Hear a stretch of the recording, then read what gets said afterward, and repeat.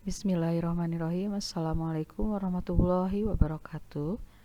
Pada kesempatan ini kita akan membahas tentang hukum dasar kimia, yaitu hukum-hukum yang mendasari perhitungan kimia. Ada 5 hukum yang akan kita bahas. Yang pertama adalah hukum Lavoisier, kedua hukum Proust, ketiga hukum Dalton, keempat hukum Gay-Lussac, dan yang kelima adalah hukum Avogadro atau disebut dengan hipotesis Avogadro. Kita akan bahas satu persatu. Yang pertama adalah hukum Lavoisier atau disebut dengan hukum kekekalan massa.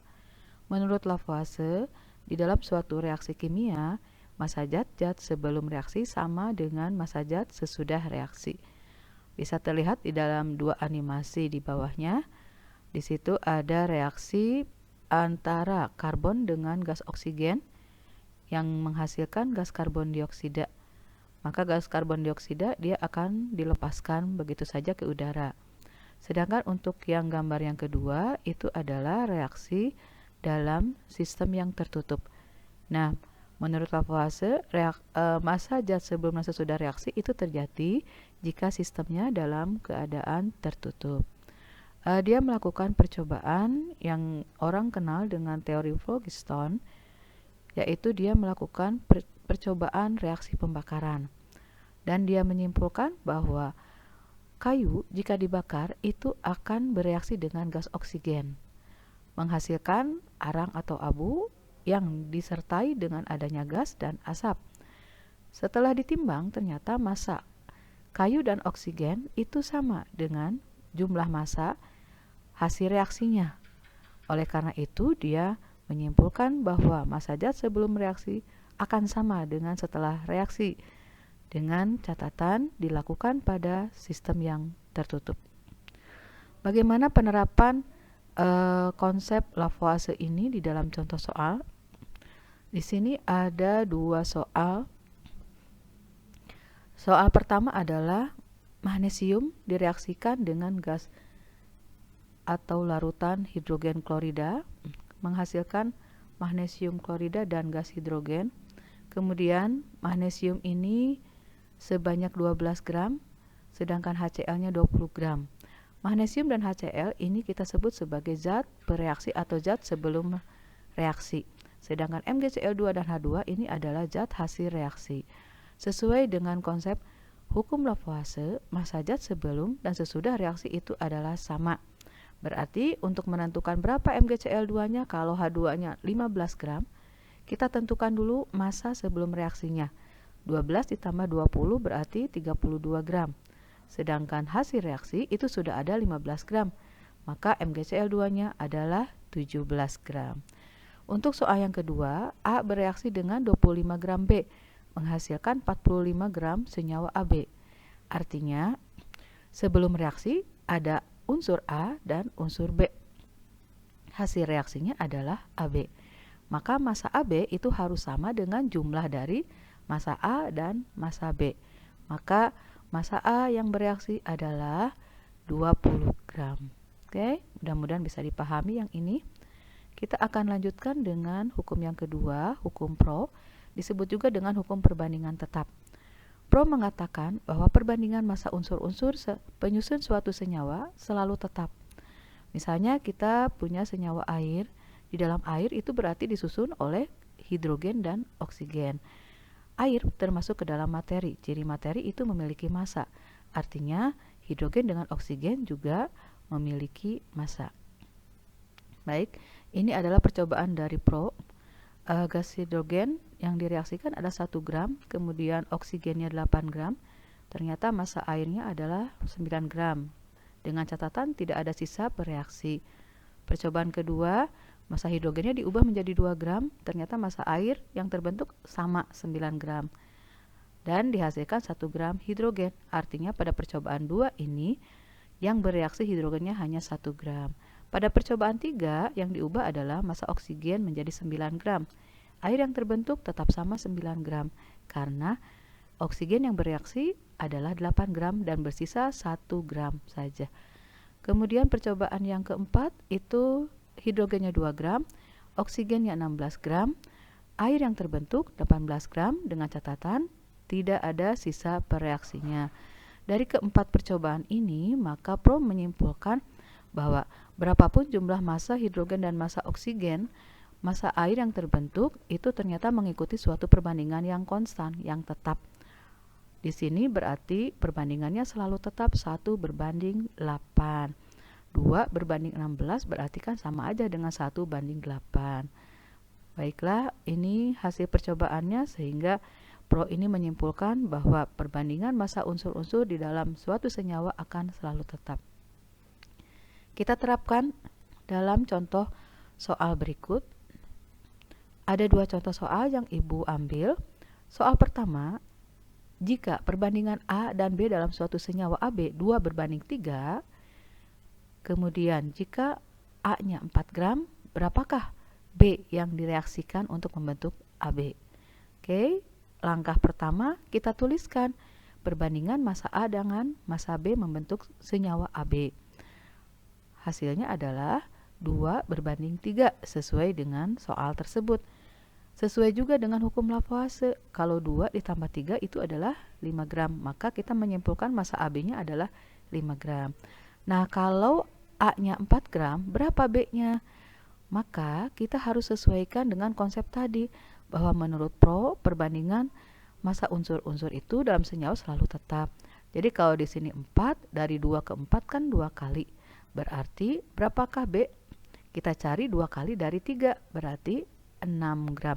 Karena 4/6 sama saja dengan 2/3 kalau kita sederhanakan. Kalau ditanya berapa massa AB, berarti kita tinggal jumlahkan sebanyak 10. Demikian juga dengan nomor 2. Nomor 2 itu kita tuliskan dulu berapa massa perbandingannya, perbandingan massa unsur-unsurnya. Di sini ada massa H dengan massa O membentuk massa H2O. Perbandingannya adalah 1:8. Artinya H2O-nya adalah 9 gram. Selanjutnya, sesuai pertanyaannya, jika H-nya 3 gram, O-nya 16 gram, berapakah H2O-nya? Jawabannya tidak dijumlahkan 3 dengan 16, 19, tapi ternyata hasilnya adalah 18 gram. Kenapa 18 gram airnya?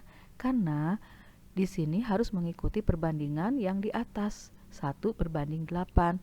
Jadi kalau misalnya 16 ke 8, itu kan berarti dibagi 2 ya. Atau 2 kali lipatnya, 8 kali 2, 16. Berarti H juga harus 2 kali lipatnya. Maka H yang bereaksi di sini 2, bukan 3. Dan dia akan bersisa di akhir reaksi sebanyak 1 gram. Baiklah, ini contoh dalam bentuk tabel.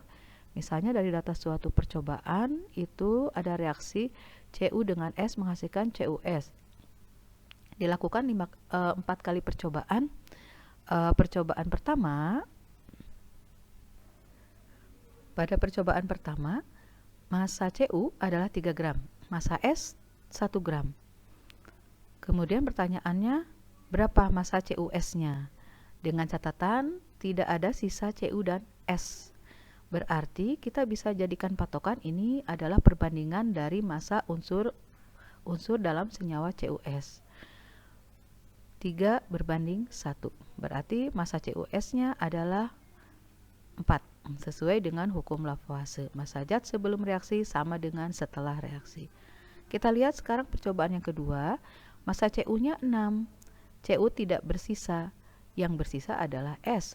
Maka kalau kita ingin mencari berapa massa S, kita lihat jawabannya adalah 3. Kenapa 3? 6 tidak bersisa. Dari 3 ke 6 itu 2 kalinya. Berarti massa S-nya juga harus 2 kalinya. 1 kali 2 berarti 2. Artinya S yang bereaksi adalah sebanyak 2. Karena di soal ini ada sisa S1, maka yang dimasukkan ke dalam reaksi tersebut adalah 3 gram. Oke. Nah, berapakah massa CuS-nya? Kita jumlahkan massa Cu dan S yang bereaksi. 6 ditambah dengan 2 ya, bukan ditambah 3. Jadi jumlahnya adalah 8 gram. Untuk nomor 3, massa S di sini 3 dan tidak bersisa. Sedangkan massa Cu ada sisanya sebanyak 1 gram. Dari 1 ke 3 itu berarti 3 kali lipat. Berarti Cu juga harus 3 kali lipat. Berarti 3 kali 3 adalah 9. Yang bereaksinya 9. tapi Cu-nya ada bersisa 1, sehingga yang kita reaksikan di sini adalah sebanyak 10 gram dan bereaksi 9. Kemudian berapakah massa CuS-nya? Sama seperti tadi, yang kita jumlahkan adalah massa yang bereaksi saja, berarti 3 ditambah 9 adalah 12 gram. Untuk percobaan yang keempat, di sini ada dalam bentuk desimal. Untuk mempermudah kalian menghitung, anggap saja nolnya tidak ada ya. Oke, massa S adalah 0,2 dan dia punya sisa sebanyak 0,1. Artinya yang bereaksinya adalah hanya 0,1. Sedangkan untuk Cu itu ada sisa sebanyak 0,1 gram. Berarti nanti berapakah Cu-nya? Kalau di sini yang bereaksi adalah 0,1 gram, maka sesuai perbandingannya 3:1, Cu yang bereaksi adalah 0,3. Karena dia bersisa sebanyak 0,1, maka kita masukkan 0,4. Ya. Oke. Berapakah CuS-nya? Berarti 0,4. Kenapa 0,4? Karena yang kita hitung adalah yang bereaksi saja. Oke. Jadi yang menjadikan patokan dari perbandingan massa unsur itu adalah jika data percobaan menunjukkan tidak ada zat bereaksi yang bersisa. Dan harus dilihat juga hati-hati dalam menentukan berapa jumlah zat yang bereaksi, berapa jumlah zat yang kita campurkan atau kita reaksikan ya. Baiklah, yang ketiga adalah hukum Dalton. Dalton mengatakan jika dua unsur membentuk lebih dari satu senyawa dan jika massa salah satu unsurnya sama, maka massa unsur yang lain akan merupakan perbandingan bilangan bulat dan sederhana. Misalnya nih, unsur Fe kalau direaksikan dengan oksigen, dia bisa menghasilkan bermacam senyawa. Misalnya membentuk FeO, membentuk Fe2O3, membentuk Fe3O4. Demikian juga dengan C kalau direaksikan dengan oksigen, bisa membentuk CO dan CO2. Nah, pro atau hukum perbandingan tetap tidak bisa menjelaskan fenomena ini. Maka Dalton kemudian mengungkapkannya dalam bentuk hukum perbandingan berganda. Jadi hanya berlaku untuk unsur-unsur yang bereaksi sama menghasilkan senyawa yang bermacam-macam. Baiklah, kita lihat contoh percobaan yang dilakukan oleh Dalton. N dengan O itu bisa menghasilkan senyawa N2O. Ini massa yang dimasukkannya. Setelah itu kita buatkan perbandingan sederhananya. Maka untuk N2O ini perbandingannya menjadi 7:4 ya. Kemudian untuk senyawa kedua adalah NO. Massa nitrogen dan oksigennya sekian dari hasil percobaan.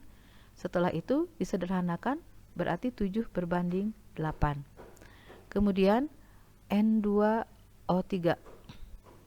Di sini 28 dengan 48, sehingga kalau kita sederhanakan perbandingannya jadi 7:12. Dan senyawa keempat adalah N2O4, perbandingannya menjadi 7:16. Ibu rasa kalian sudah bisa memahami menyederhanakan perbandingan ini ya. Nah, kalau dilihat dari data tersebut berarti unsur N massanya sama 7,777 dilihat dari perbandingannya. Maka berdasarkan hukum Dalton, kalau salah satu massanya sama, maka yang lain akan menjadi perbandingan bilangan bulat dan sederhana. Sehingga kalau kita tuliskan berapa perbandingan oksigennya untuk senyawa 1, 2, 3, 4, hasilnya adalah 4:8:12 dan berbanding 16. Kita sederhanakan menjadi 1:2:3:4. Ini yang dimaksud dengan bilangan yang sederhana. Ya, jadi patokannya salah satunya harus sama. Baik, kita terapkan dalam contoh soal lain. Ini ada soal unsur X dan Y membentuk dua senyawa 1 dan 2. Jika pada senyawa 1 ada 30% X dan senyawa 2 ada 50% Y, tentukan perbandingan X-nya jika Y-nya tetap. Kita buat dalam bentuk tabel biar mudah menyelesaikannya. Senyawa 1, senyawa 2 unsurnya sama X dengan Y. Kita masukkan datanya. Data pertama, senyawa satunya X-nya 30%. Data kedua, senyawa 2-nya 50% Y. Ya. Maka yang namanya persen itu artinya per 100.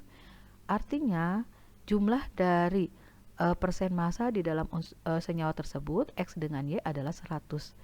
Oleh karena itu kalau X-nya 30%, berapakah Y-nya?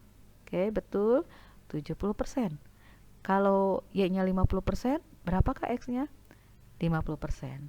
Setelah itu, kita buat perbandingan paling sederhana dari masing-masing senyawa tersebut. Untuk senyawa 1 berarti 3:7. Senyawa 2, 1:1. Karena pertanyaannya adalah perbandingan Y-nya tetap, maka yang Y ini kita buat jadi angka yang sama. Supaya sama, maka senyawa 1 kita kali 1, senyawa 2 kita kali 7. Setelah dikalikan, maka hasilnya adalah 3:7, yang bawah berarti 7:7. Maka kita simpulkan dari data tersebut, perbandingan X pada senyawa 1 dengan senyawa 2 adalah 3:7 ya, dari data yang ini. Nah, ini untuk tugas latihannya. Dari 3 hukum yang sudah kita bahas dan berhubungan dengan massa, silakan kamu kerjakan, dan seperti biasa kalian share di dalam GCR-nya ya. Baik, untuk selanjutnya adalah hukum perbandingan volume atau hukum Gay-Lussac. Kita gabung dengan hipotesis Avogadro. Menurut Gay-Lussac itu, jika diukur pada suhu dan tekanan yang sama, volume gas yang bereaksi dan hasil reaksi akan merupakan perbandingan bilangan bulat dan sederhana. Jadi untuk hukum Gay-Lussac ini difokuskan kepada persamaan reaksi yang berwujud gas. Nah, ternyata kalau disimpulkan adalah bahwa perbandingan volume tersebut akan sama dengan perbandingan koefisien dari persamaan reaksinya. Oleh karena itu, konsep dasar yang harus dikuasai di sini adalah menyetarakan persamaan reaksi. Yang berikutnya hipotesis Avogadro. Hipotesis Avogadro ini berhubungan dengan jumlah molekul. Nanti kalian akan kenal dengan jumlah molekul yang disebut dengan bilangan Avogadro. Nah, di dalam Avogadro ini ada hubungannya juga dengan Gay-Lussac, bahwa perbandingan volume itu akan sama dengan perbandingan jumlah molekulnya atau sama dengan perbandingan koefisiennya. Baik, kita lihat dari hasil percobaan Gay-Lussac ini. Gas oksigen dengan gas hidrogen yang direaksikan menghasilkan uap air. Percobaan 1, kalian bisa lihat perbandingan volumenya ya. Jadi untuk Gay-Lussac ini tidak lagi berbicara tentang massa tapi tentang volume. Dalam satuan liter, 1:2:2. Percobaan 2, 2:4:4. Percobaan 3, 3:6:6. Maka dia menyimpulkan perbandingan paling sederhananya adalah satu volume gas oksigen bereaksi dengan 2 volume gas hidrogen akan menghasilkan 2 volume uap air. Berbeda dengan hukum yang sebelumnya tentang massa. Kalau di sini 1 gram, oksigennya, hidrogennya 2 gram, maka uap airnya akan 3 gram ya. Tapi kalau volume tidak. Ternyata dari hasil percobaan yang lain, hasilnya seperti ini. Dan menghasilkan perbandingan volume yang merupakan bilangan bulat dan sederhana. Itu yang mengilhami terhadap hukum Gay-Lussac. Kita lihat di sini rumus hubungan volume dengan jumlah mol. Jika diukur pada P dan T yang tetap, berarti pada suhu dan tekanan yang tetap, maka kita bisa membandingkan dua macam gas. Kalau volume gasnya diketahui, kemudian salah satu jumlah molnya diketahui, maka kita bisa menentukan jumlah mol dari gas yang lain. Tapi dengan catatan kalau diukur pada suhu dan tekanan yang sama. Sehingga untuk soal-soal Gay-Lussac itu biasanya dikasih tanda P dengan T. Ini contoh soalnya. Di dalam 2 liter gas oksigen mengandung 2 mol gas oksigen. Berapakah jumlah mol yang dikandung dalam 4 liter gas metana jika keduanya diukur pada suhu dan tekanan yang sama? Oke, ini jawabannya. Kita gunakan rumus yang tadi. Volume oksigen atau V1 tadi ya lambangnya, kita ganti saja langsung dengan VO2 per NO2 mol. Sementara ini kalian belum belajar tentang mol, nanti setelah selesai hukum dasar kita lanjutkan dengan konsep mol. Oke. Kemudian kita bandingkan dengan volume CH4 per mol CH4. Kita masukkan datanya. volume O2-nya adalah 2 liter sesuai data di atas, dibagi 2 mol oksigen, kemudian volume CH4-nya 4 liter. Pertanyaannya, berapakah jumlah mol yang terkandung di dalam 4 liter gas metana? Maka untuk menentukannya, ini perkalian silang seperti biasa. 2 mol kali 4 liter dibagi dengan 2 liter. Ini liter dengan liter saling coret ya, sehingga satuan akhirnya adalah mol. 2 kali 4, 8, 8 per 2 adalah 4 mol. Jadi hukum Gay-Lussac ini kita bisa membandingkan atau menentukan jumlah mol dari beberapa macam gas dengan catatan kalau diukur pada suhu dan tekanan yang sama. Ini contoh lainnya, 2 liter gas metana terbakar di udara sesuai dengan reaksi ini. Oke, itu soalnya. Pertanyaannya, tentukan berapa volume gas O2, berapa volume CO2, berapa volume H2O. Nah, yang ini kita terapkan konsep perbandingan koefisien sama dengan perbandingan volume. Sehingga kita tuliskan dulu persamaan reaksi yang setara. Jadi catatannya, reaksi ini harus setara. Setelah persamaan reaksi ini disetarakan, ternyata koefisien dari CH4 itu adalah 1, koefisien O2 itu adalah 2, koefisien CO2 1 ya, koefisien H2O-nya adalah 2. Maka kita bisa tuliskan perbandingan koefisien tersebut. Oke, mudah-mudahan bisa dipahami. Selanjutnya, karena perbandingan koefisien sama dengan perbandingan jumlah mol atau perbandingan volume, maka kita masukkan data yang di atas. Volumenya untuk metana atau CH4 adalah 2 liter. Oke, kita masukkan. Kalau CH4-nya 2 liter, maka O2 yang koefisiennya 2 berarti 2 kali lipatnya kan?